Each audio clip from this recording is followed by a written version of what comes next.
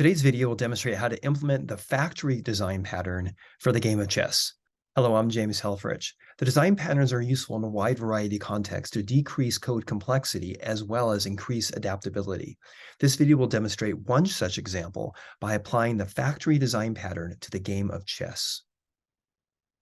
The factory design pattern is a function or method used to instantiate the requested variation of an object.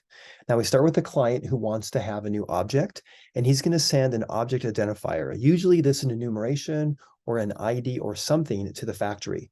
And the factory is usually a single function or method, which will then return the new object, or more specifically, a pointer to the object. Factories facilitate the creation of objects that are members of a polymorphic set.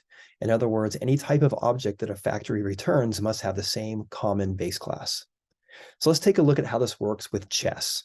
So I'm going to have a board, which is going to have a collection of pieces. How many? Well, 64. Now, since the board is going to create and destroy the pieces, this is by composition, which is a filled diamond end cap. Now, the piece will also have a position on the board. It'll have exactly one of those. Now note that a king is one type of piece, and a queen is a type of piece, and so is a rook and a bishop and a knight and a pawn and a space. Now clearly, when I create a new board, I'm going to have to create a collection of different pieces, in fact 64 of them. So it looks like the factory design pattern might be a good use of this. We'll begin by taking a look at how this used to be. We're going to have a bunch of spaces, a bunch of pawns, and a bunch of rooks and knights and bishops. Now observe that since there's going to be 32 different spaces, I can create a for loop to easily create those, not a problem. And in fact, there's a lot of similarity in how I create pawns. I could do 8 in a batch, not a problem. However, the rook, the knight, the bishop, the king, and the queen all have to be individually created. So that's going to be a little bit of repetitive code. Let's see if we can find a better way than this. Let's take a look at our new design. In our board class, we're going to have an 8x8 array of pieces, okay? And in my piece class, I'm going to have a piece factory that's going to take a piece type and a column and a row and whether I'm white or black. So what is a piece type? A piece type is just an enumeration of different types of pieces. This is my object identifier.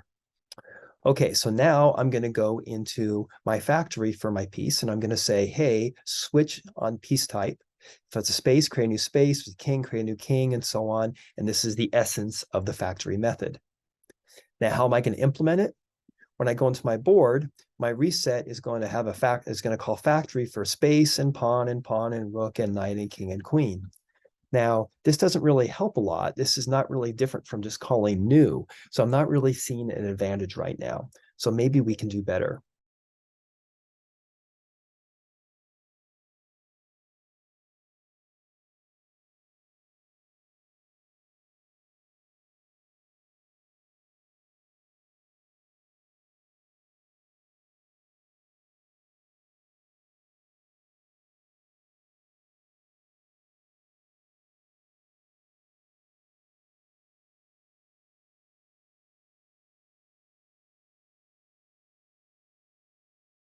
Okay, now that I'm finished here, I have a data-driven design. I could easily verify by looking at my 8x8 array of piece types that my board is set up correctly.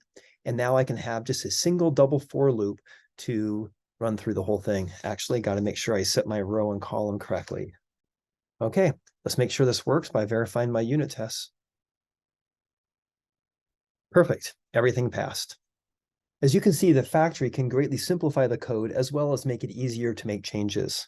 You can learn more about the factory in the factory section of the object creation chapter of the software design textbook.